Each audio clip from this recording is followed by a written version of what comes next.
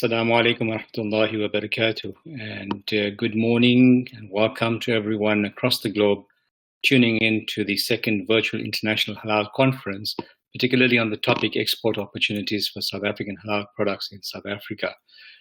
The halal industry is an extremely important and widespread industry that has become strategic to economic development in a number of countries.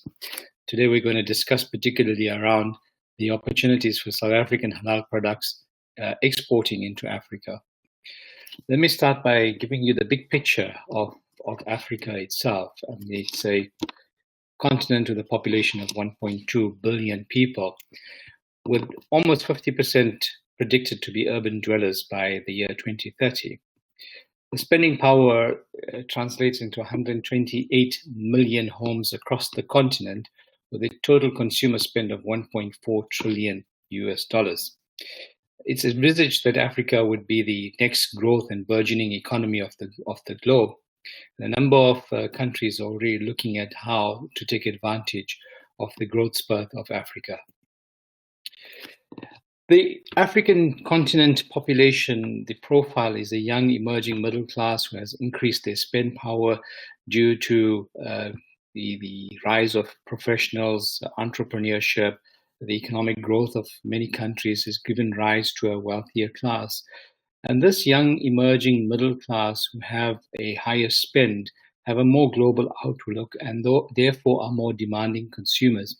And their global outlook and demand for consumer products is also run into the mode of demanding products that suit both ethical, hygiene, health, and moral requirements.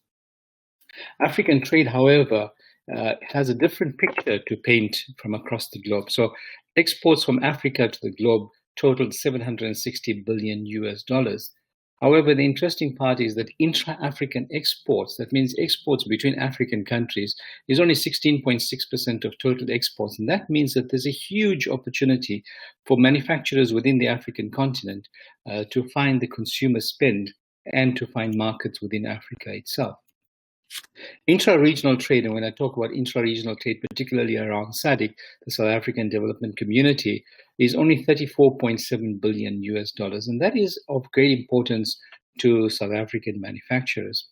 Underpinning all of this is a combined African GDP of $2.6 trillion US, which prior to COVID-19 was set to be growing at 2% per annum.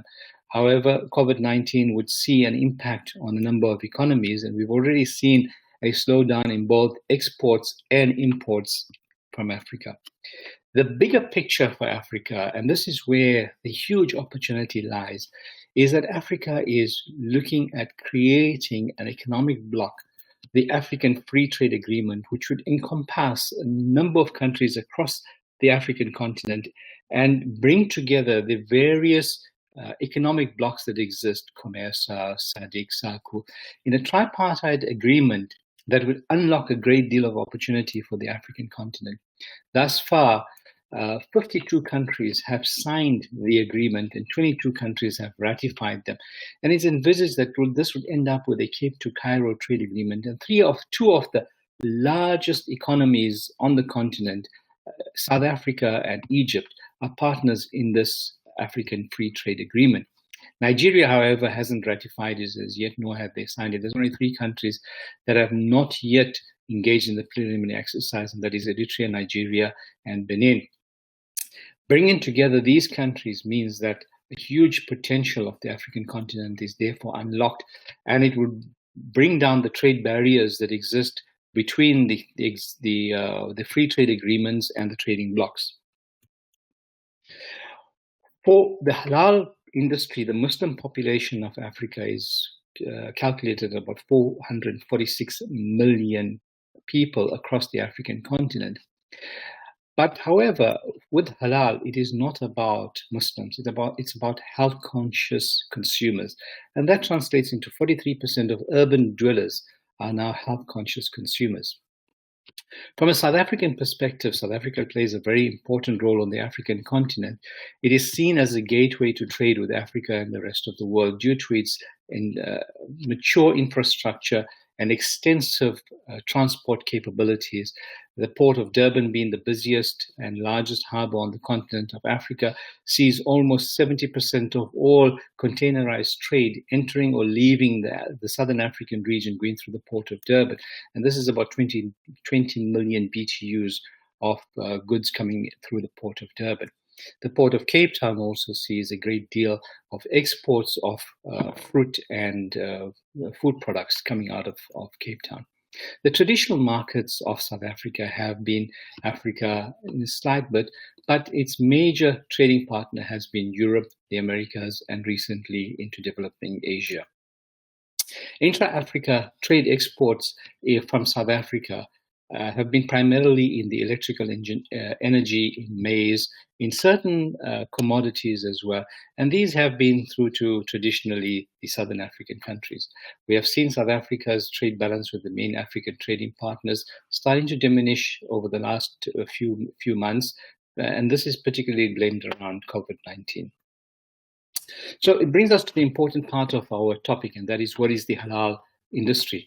It is not the misconception is that halal is only for Muslims. It's a global industry defined by a common set of values, and those set of values are that the products must be hygienic, of good quality. They must have a traceable source of the ingredients. They must have an ethical production chain, and it's given rise to a concept of from farm to fork, being certain that what ingredient is in your product meets the requirements of this specific set of values. This translated into multinationals around the world now looking at halal trade as being a major growth impact for their products, with more and more consumers across the globe demanding transparency of the consumer ingredients in their products. Halal compliant items improve quality standards and add more value to the product as well. And halal certification gives an international brand identity that is respected and accepted across the globe. If we understand the market, particularly around food and lifestyle, it's an anticipated $2 trillion spend on food and lifestyle across the globe, of which food makes up 1.5 trillion US dollars. And if we break that down into context, the sub-Sahara Africa consumer consumes almost 127 billion US dollars of halal food products. And this is not a small amount, it's a huge amount and a huge market for South African companies to anticipate. Given that, if we consider across the African continent, this gives rise to more and more capability.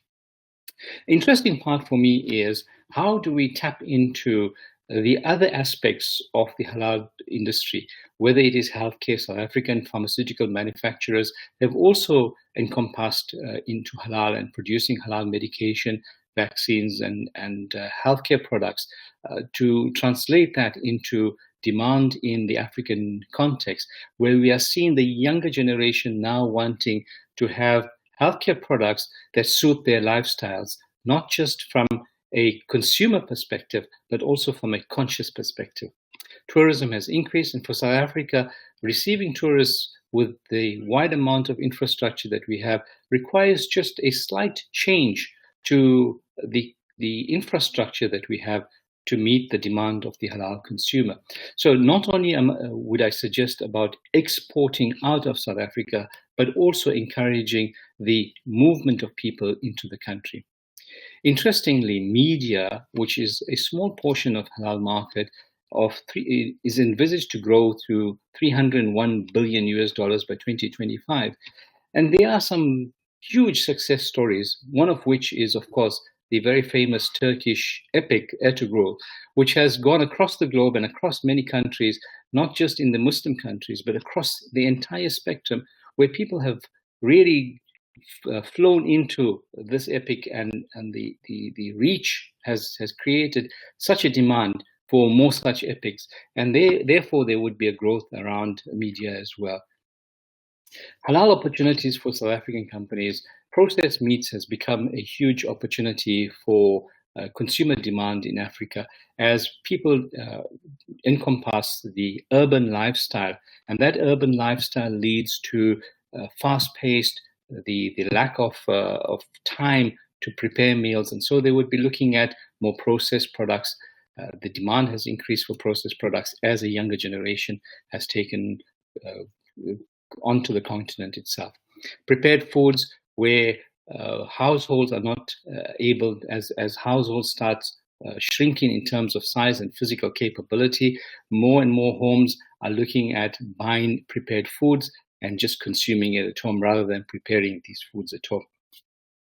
There is a huge demand for halal ingredients as well as countries start manufacturing their own products. So where previously a number of countries imported finished products or imported good items, a number of countries are now encouraging their industries to start manufacturing, and therefore we see a growth for ingredients as these countries start manufacturing their own products. And South African manufacturers of ingredients are well poised to take advantage of this opportunity. The high growth in terms of active lifestyle has led to a growth of health supplements, and people are now demanding health supplements that suit their lifestyles, that assist them with their health goals. South African companies that have been manufacturing health supplements for many years have a good reputation of good products that they can move into the African continent. As people become more aware of global trends, cosmetics has taken a foothold on the African continent, and the demand for halal cosmetics has increased as well as the consumers start looking for these products.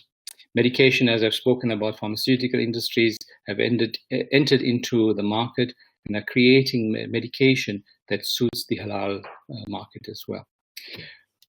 South Africa has got mature systems in place of halal accreditation, and these are systems that we can share with the rest of the African continent. The halal certification bodies that have been established in South Africa have many years of experience, and the systems that they have adopted are global standards, and these can be shared across the globe, across the African continent, to develop the halal industry.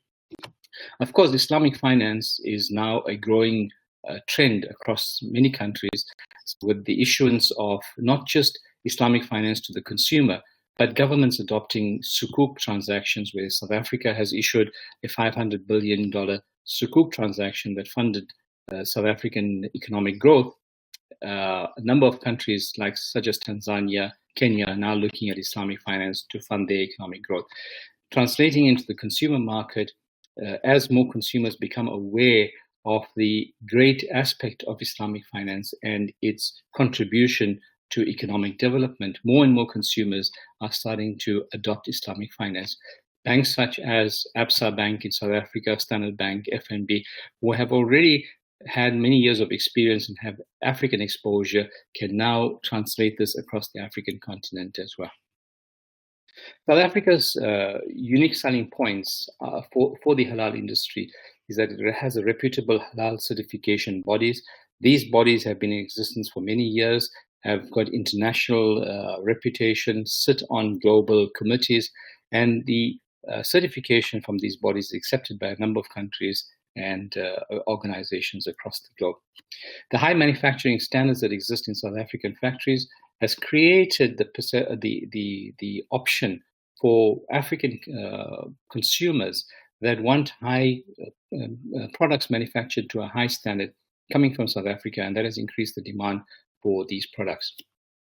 The supply chain is a very mature supply chain out of South Africa. If we look at the ability of moving goods between factories, from raw material to factory to consumer, the entire chain is a very mature chain, and the transport infrastructure is a very positive transport infrastructure that we have that can extend right off from the city of Cape Town all the way across South Africa into the SADC countries and then into the rest of the African continent.